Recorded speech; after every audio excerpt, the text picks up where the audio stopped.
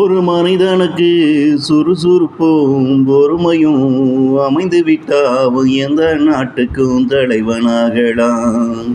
ஒரு மனிதனுக்கு சுறுசுறுப்பும் பொறுமையும் அமைந்து விட்டால் அவன் எந்த நாட்டுக்கும் தலைவனாகலாம். எப்பதவியும் நீ தைரியமாக அவனை நம்பி கொடுக்கலாம். இப்படியாவட்டவன் பொருள் விரயத்தை குறைப்பான், சிக்கனத்தை கடைபிடிப்பான், சிந்திச்சு செயல்படுவான். இப்படியாப்பட்டவன் பொருள் விரயத்தை குறைப்பான், சிக்கனத்தை கடைபிடிப்பான், சிந்திச்சு செயல்படுவான்.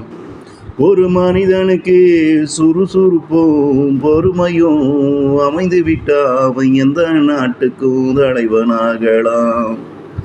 எப்பதவியும் நீ தைரியமாக அவனை நம்பி கொடுக்கலாம்.